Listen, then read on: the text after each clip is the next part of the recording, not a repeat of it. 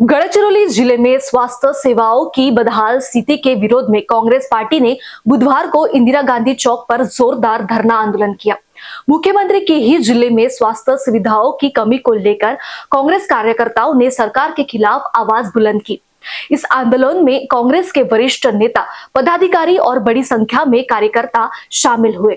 कांग्रेस नेताओं ने आरोप लगाया कि मुख्यमंत्री और जिले के पालक मंत्री देवेंद्र फडणवीस ने गढ़चिरौली के सर्वांगीण विकास का वादा किया था, लेकिन जमीनी स्तर पर हालात बेहद चिंताजनक है। जिले के दुर्गम और ग्रामीण इलाकों में सड़कें जर्जर अवस्था में है, जिसके कारण समय पर एम्बुलेंस और इलाज नहीं पहुंच पाता। इसका खामियाजा आम नागरिकों को अपनी जान देकर चुकाना पड़ रहा है। हाल ही में एक गर्भवती महिला और उसके नवजात शिशु की इलाज के अभाव में हुई मौत ने स्वास्थ्य व्यवस्था की पोल खोल दी है। इस घटना के बाद जिले में रोष का माहौल है। कांग्रेस का कहना है कि सरकार की लापरवाही से गरीब मजदूर और आदिवासी वर्ग सबसे अधिक प्रभावित हो रहा है। धरने के बाद कांग्रेस की ओर से जिलाधिकारी के माध्यम से मुख्यमंत्री को ज्ञापन सौंपा गया। ज्ञापन में स्वास्थ्य व्यवस्था को मजबूत करने, दुर्गम इलाकों की सड़कों का विकास करने और मृत महिला के परिवार को आर्थिक सहायता देने की मांग की गई है। कांग्रेस ने चेतावनी दी है कि मांगे पूरी न होने पर आंदोलन और तेज किया जाएगा। निष्काळजीपणामुळे अनेक गरोदर मातांची या ठिकाणी बळी जाण्याची संख्या वाढत चाललेली आहे। दिवसेंदिवस याच्यामध्ये प्रचंड प्रमाणामध्ये वाढ होत असतानाही राज्याचे मुख्यमंत्री हे स्वतः जिल्ह्याचे पालकमंत्री आहेत।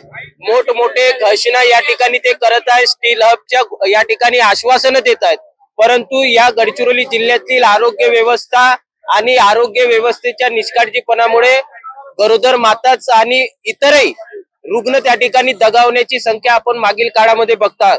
काल परवा आशा करांगी नावाच्या आमच्या 24 वर्षाच्या महिला भगिनी जी 9 महिन्याची गरोदर होती, तिचं बाळ आणि ती या शासनाच्या चुकीच्या धोरणामुळे त्यांचा जीव त्या ठिकाणी गमावला। त्या ठिकाणी त्यांना अँब्युलन्सची व्यवस्था नव्हती। या गडचिरोली जिल्ह्यामध्ये आजही अशा पद्धतीनं कावडेच्या माध्यमातून गरोदर माता असतील, त्या ठिकाणी अनेक आरोग्याचे पेशंट असतील, त्यांना अशा माध्यमातून अतिदुर्गम भागातल्या जनतेला आम्हाला या ठिकाणी तिथल्या परिवाराला घेऊन यावं लागतंय।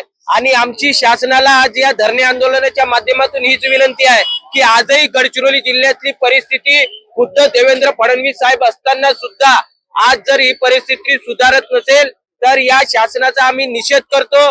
गरोदर माता आशा करंगामी आणि त्यांच्या बाळाला या ठिकाणी न्याय मिळाला पाहिजे, त्यांच्या परिवाराला त्या ठिकाणी आर्थिक मदत मिळाली पाहिजे।